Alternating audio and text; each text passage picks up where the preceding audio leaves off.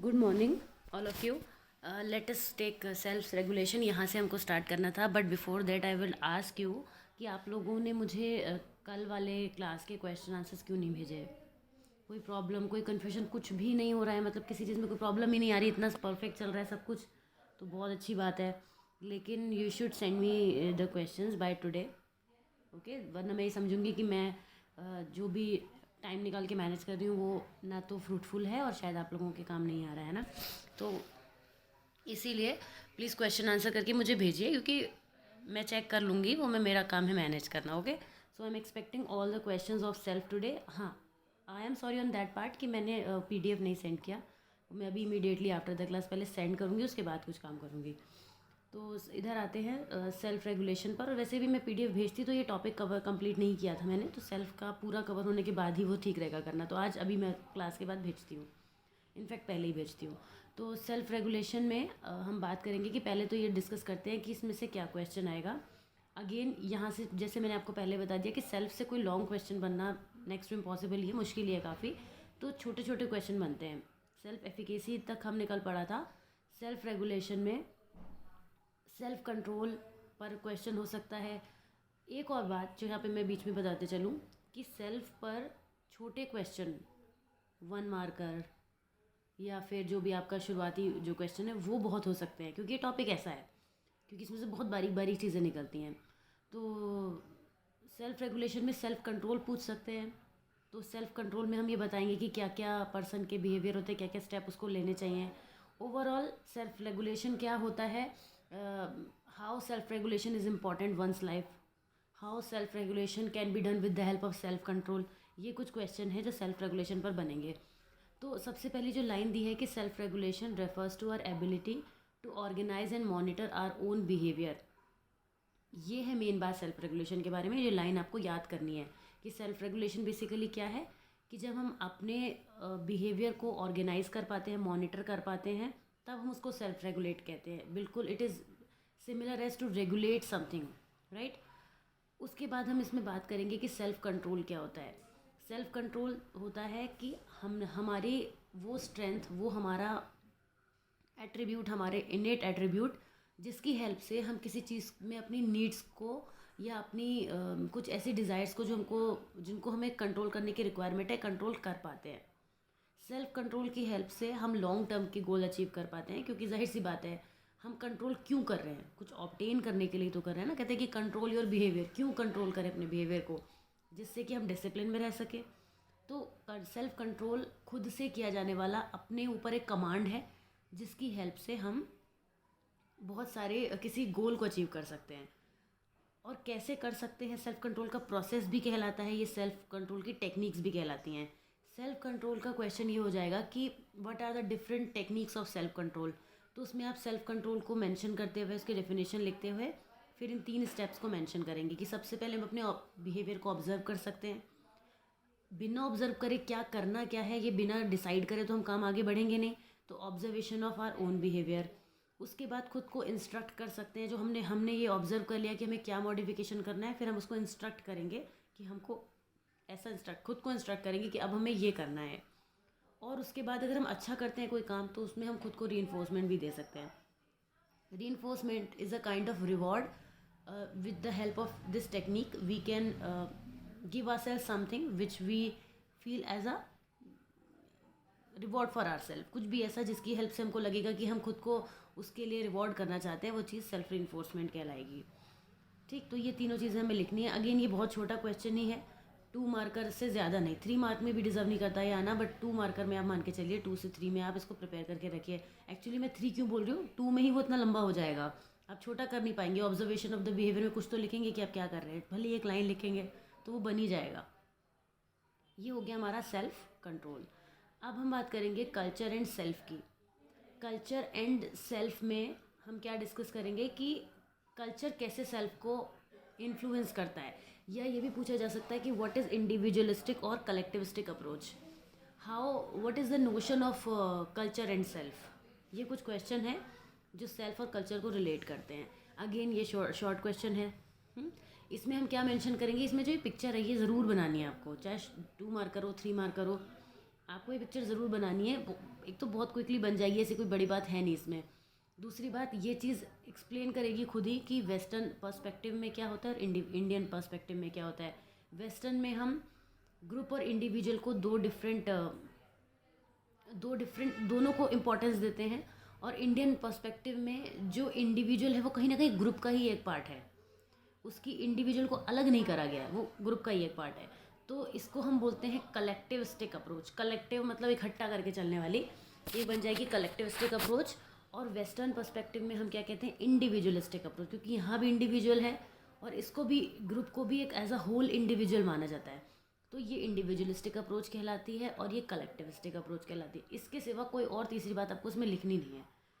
To the point मैं फिर से बता देती हूँ। जब हमसे पूछा जाएगा कि what is the notion of self in different cultures, तो हम लिखेंगे कि there are several aspects of self, but we will talk about the boundaries of self within Indian perspective and in western perspective. इतना लिखने के बाद आप ही picture बनाएंगे।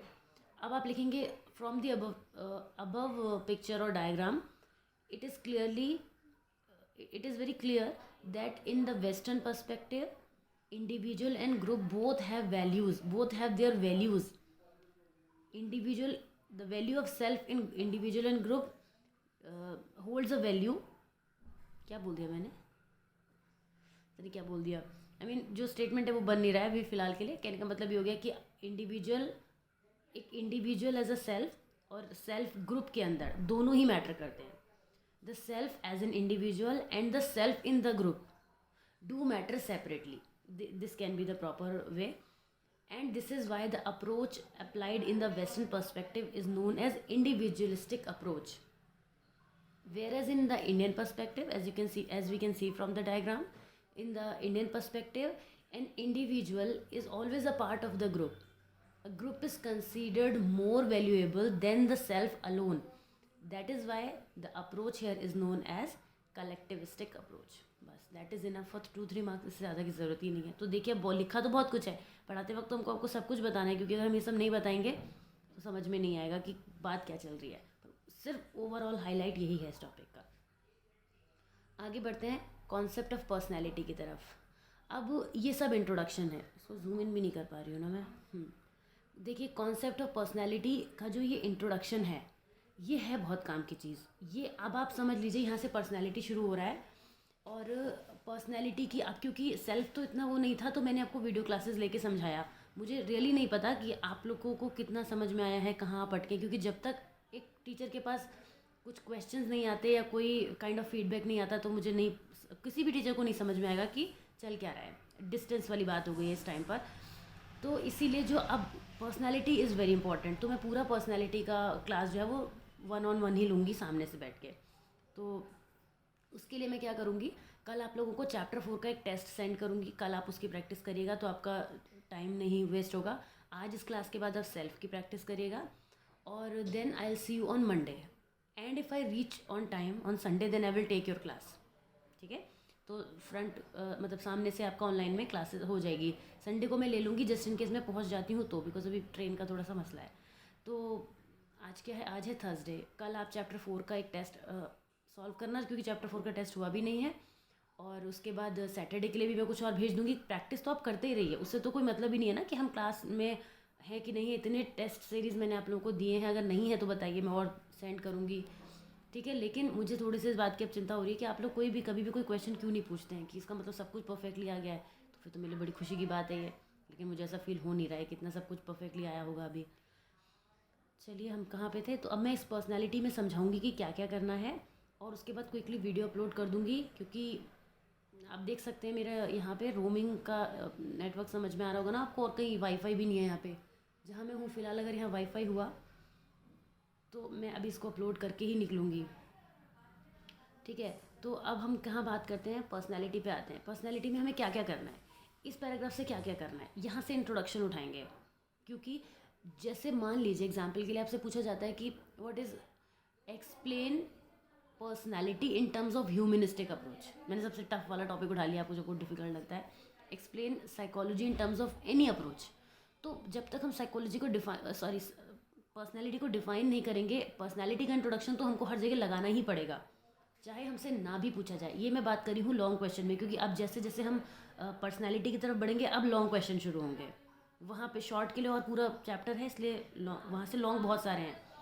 तो अब हम पर्सनैलिटी में ये यहाँ से उठाएंगे कि the personality for a layman person what is the concept of personality. Personality क्या होती है? लोग फिजिकल फीचर्स को समझते हैं, but it is always a combination of both the things, the physical innate characteristic of a person, the outside feature of a person, all are a part of this personality.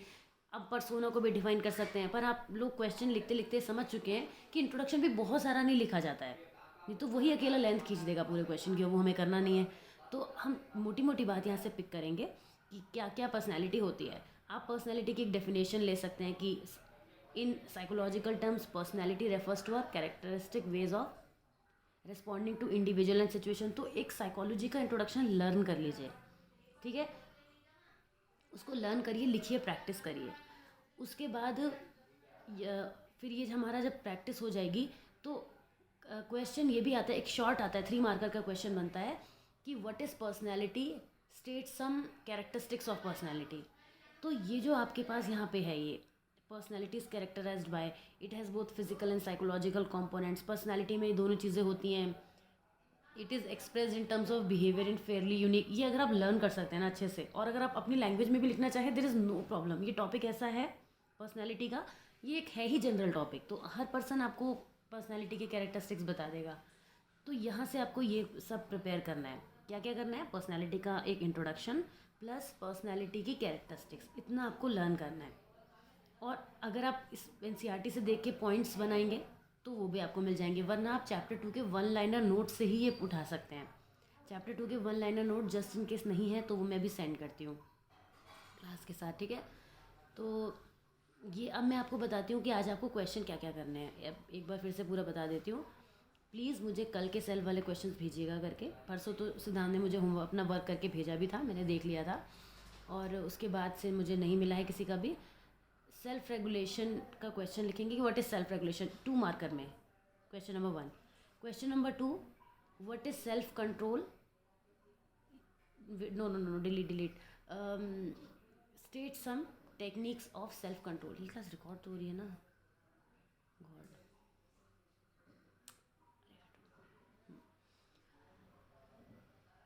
State some techniques of self control, again again ये 2 marker का question हो गया, 2 question हो गए। Question number 3, explain self in terms of different cultures. अब different का मतलब नहीं है बहुत सारे चाइनीज़ कल्चर भी बताना है, रशियन कल्चर बताना है, नहीं, यही जो आपकी बुक में है, explain self in terms of culture. Question number 3 again 2 marker हो गया, बट ये 2 मार्कर नहीं, इसको 3 मार्कर में मान लीजिए, क्योंकि इसमें आपको पिक्चर भी बनानी है, डायग्राम बनाना है, ठीक है, 3 मार्कर के हिसाब से करिएगा। What is personality, question number 4, what is personality, state some characteristics of personality, 3 marker. What is personality, state some characteristics of personality. ज़्यादा तो काम नहीं दिया है मैंने आप लोगों को।